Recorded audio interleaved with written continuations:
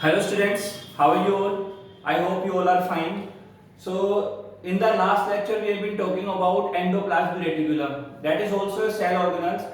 Now today's topic we have been talking about the structure of Golgi body. देखिए last lecture के अंदर हमने जो बात की थी एंडोप्लाज्मिक रेटिकुलम की थी, और अब हम बात करेंगे आज गोल्जी बॉडी या गोल्जी अपैरेटस के बारे में, या इसको डिक्टियोसोम्स भी हम बोलते हैं प्लांट्स के अंदर। इसके बहुत सारे नाम हैं, तो उन सभी के बारे में अपन चर्चा करेंगे आज यहाँ पर, और देखेंगे कि हम ये भी यहाँ पे देखेंगे कि एंडोप्लाज्मिक रेटिकुलम के अंदर और गोल्जी बॉडी के अंदर सिमिलैरिटीज क्या क्या हैं। कल जैसे लास्ट लेक्चर के अंदर हमने आपको बताया था कि एंडोप्लाज्मिक रेटिकुलम के अंदर जो वेसाइकल सिस्टर्नी वगैरह होती हैं वो क्या होती है, डिस्ट्रीब्यूटेड रहती हैं, जबकि गोल्जी बॉडी के अंदर ये डिस्ट्रीब्यूटेड ना होकर के क्या बनाएंगे, ग्रुप के रूप में प्रेजेंट रहेंगी। अब देखते हैं कि गोल्जी बॉडी की अगर अपन देखें तो गोल्जी बॉडी की जो डिस्कवरी की थी वो कैमिलो गोल्जी ने की थी। किसने की थी? कैमिलो गोल्जी ने की थी, 1898 के अंदर की थी। ठीक है, अब बात आती है कि गोल्जी बॉडी प्रेजेंट किसके अंदर होती है। तो गोल्जी बॉडी जो प्रेजेंट होती है वो सभी यूकैरियोट सेल्स के अंदर क्या होती है, प्रेजेंट होती है। जैसा मैंने अभी आप लोगों को बताया कि इसके बहुत सारे नाम हैं, उन्हीं नामों में से एक नाम इसका डिक्टियोसोम्स भी है, जो कि प्लांट्स के अंदर जो पाई जाती है गोल्जी बॉडी, उनको अपन डिक्टियोसोम्स भी कहते हैं। तो आज हम बात करेंगे इसके स्ट्रक्चर के बारे में, इसके डायग्राम के बारे में, और इसके जो फंक्शंस हैं उसके बारे में अपन यहाँ पर आज देखेंगे। तो चलिए शुरू करते हैं। So this is the Golgi complex discovered by Camillo Golgi in 1898, as we know that now discovery of Golgi apparatus in nerve cell। देखिए कहाँ पे हुई थी इसकी डिस्कवरी, नर्व सेल के अंदर हुई थी। कहाँ पे हुई है? नर्व सेल के अंदर हुई है, और नर्व सेल भी किसकी है यहाँ पर, कैट और आउल की और कैट की नर्व सेल के अंदर इसकी डिस्कवरी हुई थी। नेक्स्ट है कि अलग अलग जो नाम गोल्जी अपैरेटस को दिए गए हैं वो कौन से हैं। गोल्जी बॉडी जो कॉमन नेम हम जानते हैं डाल्टन कॉम्प्लेक्स गोल्जी अपैरेटस, ये भी हम जानते हैं कॉमन नेम है। लाइपोकॉन्ड्रिया, देखिए लाइपोकॉन्ड्रिया इसलिए कहा गया है क्योंकि इसके अंदर लिपिड्स की वैल्यू क्या होती है, मैक्सिमम होती है, इसलिए इसको क्या कहा गया है, लाइपोकॉन्ड्रिया कहा गया है। नेक्स्ट है बेकर्स बॉडी, इडियोसोम्स, ट्रोफोस्पंजियम और डिक्टियोसोम्स, जिसके अंदर से इंपॉर्टेंट आपको डिक्टियोसोम्स भी ध्यान में रखना है।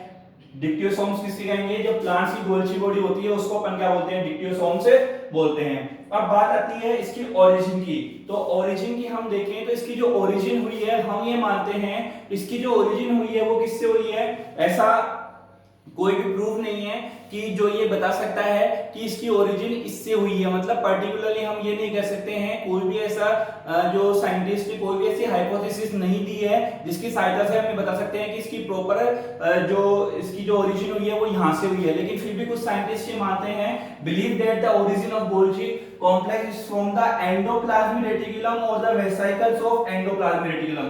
या तो ये एंडोप्लाज्मिक रेटिकुलम से बनी है, या फिर जो एंडोप्लाज्मिक रेटिकुलम के अंदर जो अपन ने वेसिकल्स पढ़ी थी ना, वहां से इसकी क्या हुई है, ओरिजिन हुई है। Next we have chemical composition. देखिए केमिकल कॉम्पोजिशन की हम बात करें तो chemical composition is very similar to the plasma membrane और endoplasmic reticulum. As you know that the chemical composition of endoplasmic reticulum is also similar with the plasma membrane. Here it is also the similarity between Golgi complex और plasma membrane और endoplasmic reticulum. ये यहाँ पर फिर chemical composition की बात हो रही है, तो वो केमिकल कॉम्पोजिशन वही लिपिड और प्रोटीन की जो वैल्यू है वो यहाँ पर 30 to 50% लिपिड है, 50 to 70% कैसी है, प्रोटीन की वैल्यू यहाँ पर प्रेजेंट है। नेक्स्ट हम बात करते हैं स्ट्रक्चर ऑफ गोल्जी बॉडी की। देखिए next we have the structure of Golgi body. It is made up of 4 sub structure. ये 4 छोटी छोटी स्ट्रक्चर से मिलकर बनी हुई होती है, लेकिन ये एंडोप्लाज्मिक रेटिकुलम की तरह बिखरी हुई नहीं होती है, ये साथ साथ होती है चारों स्ट्रक्चर। देखिए स्ट्रक्चर कौन कौन सी है। First we have cisternae, second is vacuole, third is tubule, fourth is vesicle. We have 4 sub structure. First we have cisternae, it is long tubular structure. ये लंबी और ट्यूब लाइक स्ट्रक्चर होती है। Cisternae are arrange in the form of deck और stack. It is arrange in the form of deck और stack. It means आप लोगों ने गड्डी आती है ना, जैसे अपनी जो नोटों की गड्डी है ना, तो उस नोटों की गड्डी की तरह, मतलब गड्डी की तरह क्या होती है, डैक और स्टैक। स्टैक मतलब गड्डी और डैक मतलब गड्डी के रूप में क्या होती है, अरेंज होती है। Cisternae are curve shape. Curve shape मतलब ये जो शेप है अगर मैं इसको देखूं तो ये यू जो पीछे अंदर से होता हुआ बाहर निकलता है ना इस तरह से, इस फॉर्म को अपन बोलते हैं कर्व शेप। तो जो आपकी जो सिस्टर्नी होती है वो कर्व शेप होती है, ठीक है। तो मतलब ये इस टैग के रूप में लगी हुई रहती है, तो ये ऐसे लगी हुई रहती है एक के ऊपर एक, तो ये कर्व शेप हो गया ना इस तरह से, तो ये कर्व शेप होती है, ठीक है।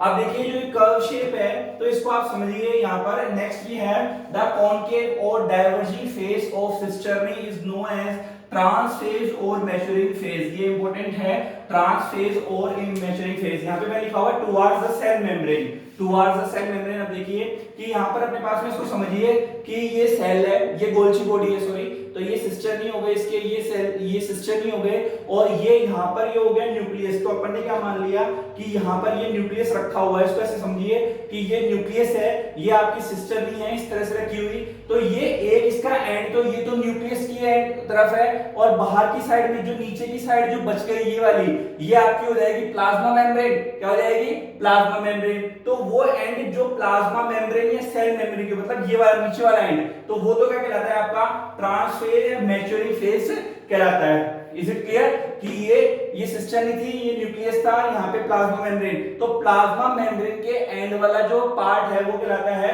ट्रांस या मैच्योरिंग फेज। इसी के अपोजिट जो न्यूक्लियस की साइड में है यहाँ पर जो पार्ट है ये वाला, तो ये क्या कहलाता है आपका? ये कहलाता है सिस और forming phase towards the nucleus, जो न्यूक्लियस की तरफ है। तो ये फेज, ये वाला जो ऊपर वाला ये न्यूक्लियस की तरफ है, तो ये क्या कहलाता है? सिस और फॉर्मिंग फेज कहलाता है। Is it clear?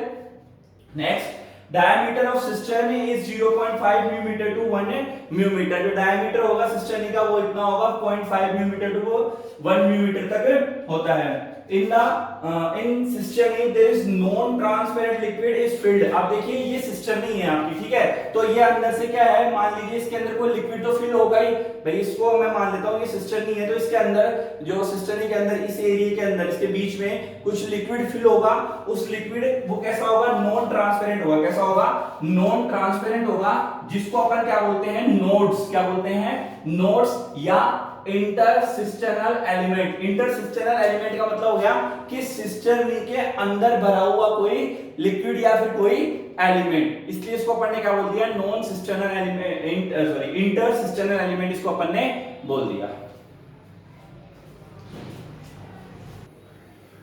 Next we है on the basis of stain. Stain का मतलब हो गया कि हम कई बार किसी सेल को स्टेन करते हैं, मतलब डाई करते हैं ना जैसे अपन, तो स्टेन का मतलब हो गया डाई करना, है ना।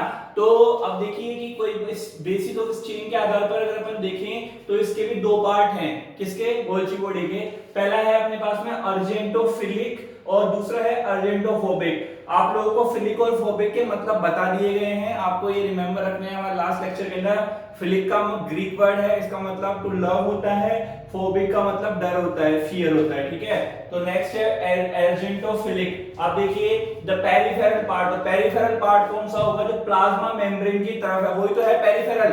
पेरिफेरल का मतलब आपने बताया बाहर वाला, लास्ट एक्सट्रिंसिक पार्ट। तो the peripheral part of plasma मैंने मेंशन किया हुआ है। Part of Golgi body is stained by osmium and silver. दोनों एलिमेंट है, आप पेरियोडिक टेबल आप पढ़ते होंगे, वहां पे आपने देखे हैं ऑस्मियम और सिल्वर दोनों देखे हैं। तो ऑस्मियम और सिल्वर दोनों से जो दोनों का जो स्टेन एक्सेप्ट करते हैं, ये वाला जो पार्ट ये कहलाते हैं अर्जेंटोफिलिक। क्या कहलाते हैं? अर्जेंटोफिलिक। तो अर्जेंटोफोबिक कौन से हो गए? जो इसका पेरिफेरल का अपोजिट इनसाइड पार्ट, अंदर वाला पार्ट जो कि न्यूक्लियस है, ये एक्सेप्ट नहीं करता है किसको? ऑस्मियम और सिल्वर के स्टेन को एक्सेप्ट नहीं करता है, इसलिए इसको अपन ने क्या बोला है? अर्जेंटोफोबिक बोला है। तो it is clear.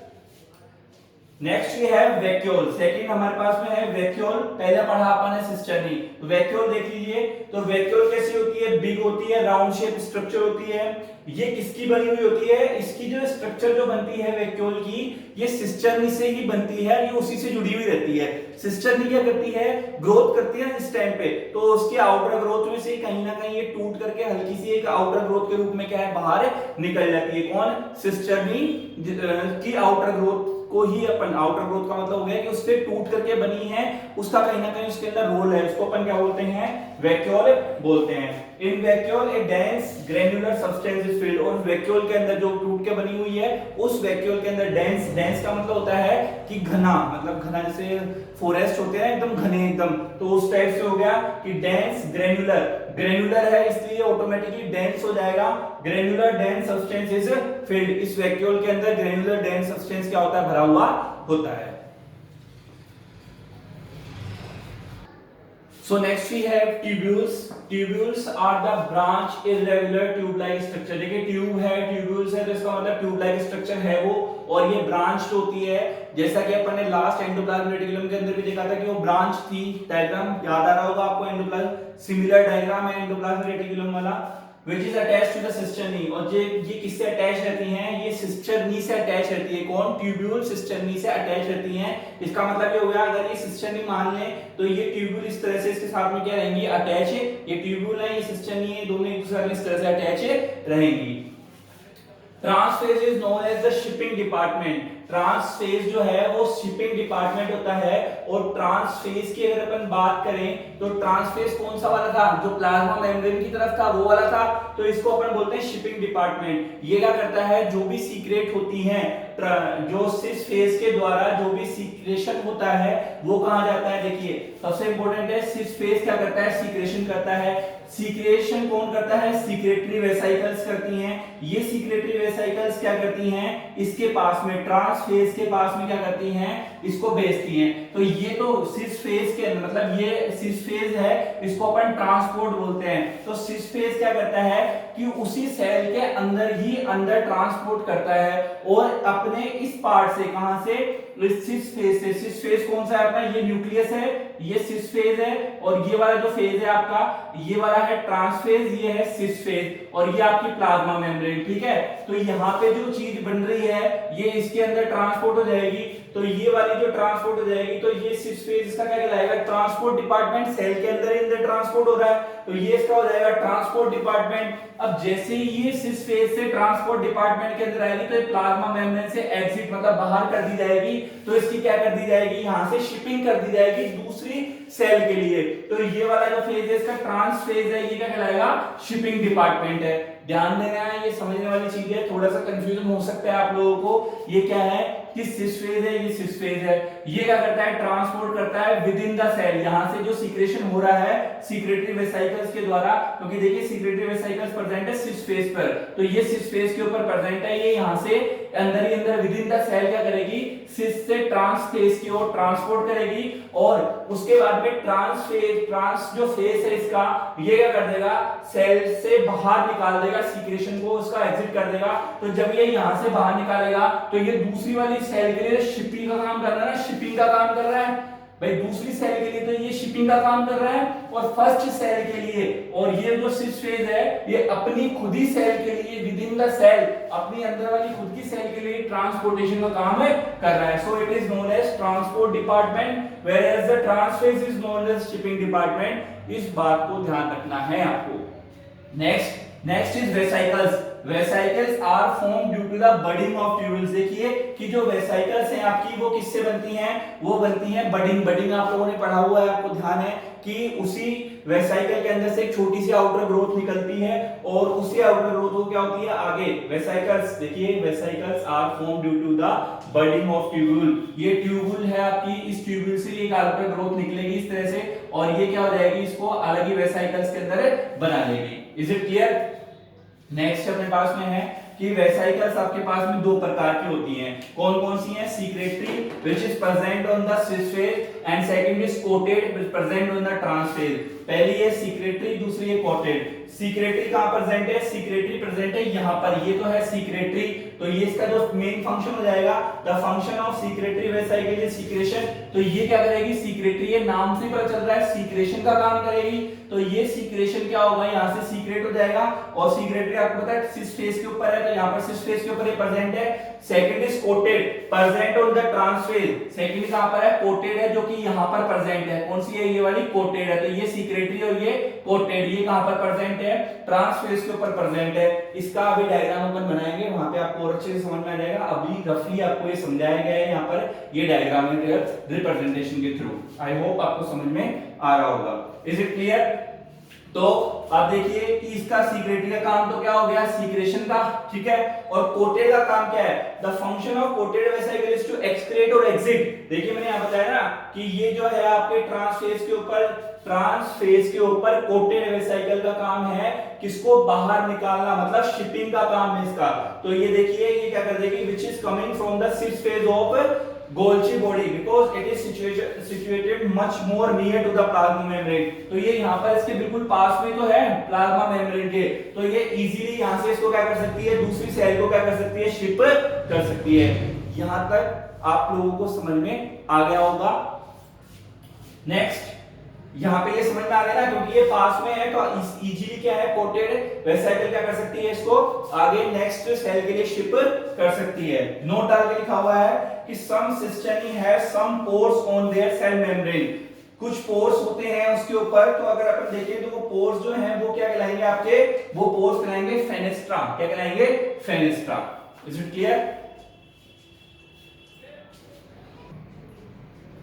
So this is the diagrammatical representation of Golgi body. हमने आपको बताया था यहाँ पर दो फेज है आपके पास में, एक तो सिस फेज है और दूसरा ट्रांस फेज है। ट्रांस फेज जो होता है वो प्लाज्मा मेम्ब्रेन, देखिए ये प्लाज्मा मेम्ब्रेन है आपकी, तो प्लाज्मा मेम्ब्रेन की तरफ होता है। और सिस जो फेज होता है इसका, ये वाला फेज ये न्यूक्लियस की तरफ होता है। ये न्यूक्लियस हो गया, ये सिस फेज हो गया, ये ट्रांस फेज हो गया, और ये किसकी तरफ हो गया, आपका प्लाज्मा मेम्ब्रेन की तरफ हो गया। ये यहाँ पे सिस फेज और ट्रांस फेज हो गया।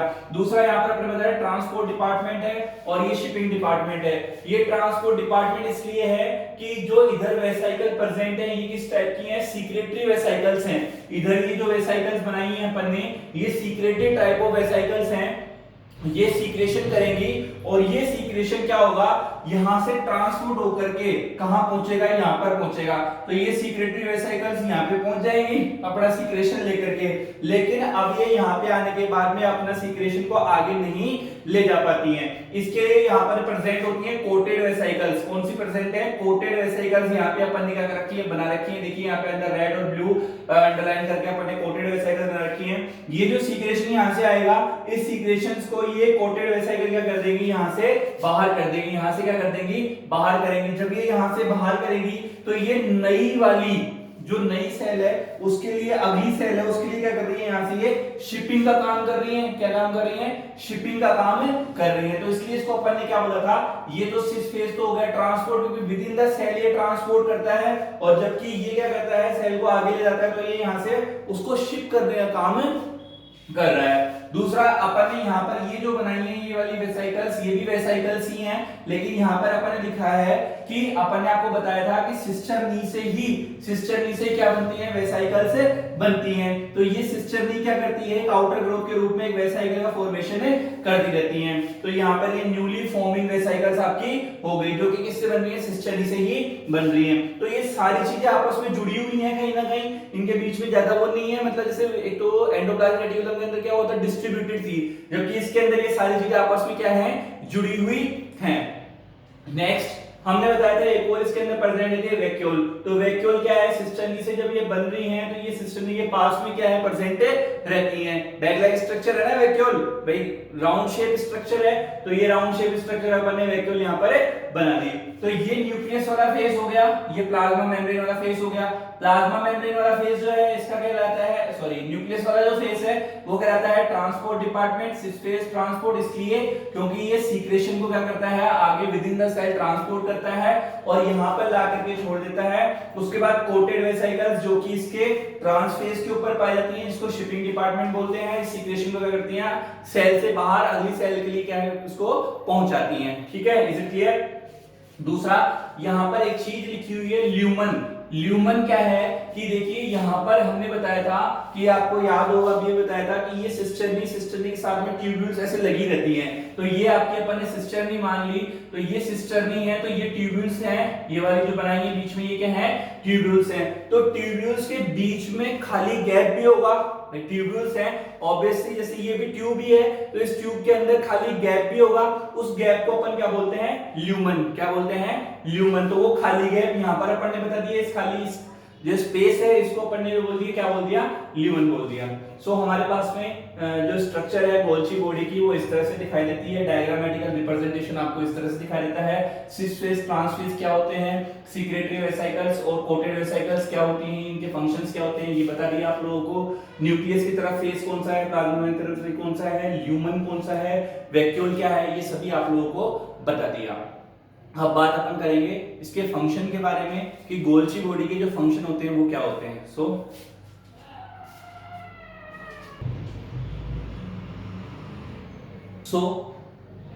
this is the function of Golgi apparatus. First in the formation of acrosome sperm. Sperm की जो स्ट्रक्चर के अंदर ऊपर का जो टॉप पार्ट होता है, टिप पार्ट होता है, एक्रोसोम जो इस शेप का होता है, उसके जो फॉर्मेशन के अंदर कौन पार्टिसिपेट करता है, गोल्गी बॉडी पार्टिसिपेट करता है। Next in the formation of lysosome, lysosome के फॉर्मेशन के अंदर भी ये काम करता है।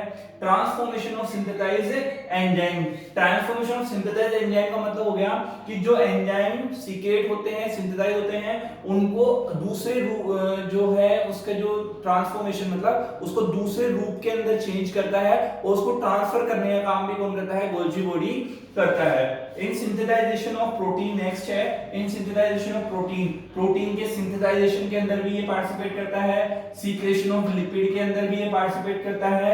Absorption of compound like copper, silver, etcetera, इनके अंदर भी ये पार्टिसिपेट करता है। हार्मोन के सीक्रेशन के अंदर भी गोल्गी बॉडी पार्टिसिपेट करता है। Formation of yolk membrane, yolk membrane जो बनती है उसके अंदर भी ये क्या करता है, पार्टिसिपेट करता है। Excretion of excreted product from cell, cell से जो भी एक्सक्रीटेड प्रोडक्ट होते हैं उनको बाहर निकालने के लिए भी ये काम करता है ना, क्योंकि ये सेल मेम्ब्रेन के ज्यादा पास में होता है इसलिए काम आसानी से कर पाता है।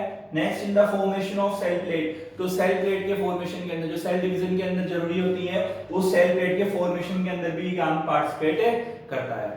सो this is all about Golgi apparatus, Golgi body, dictyosomes, etc. So have a good day.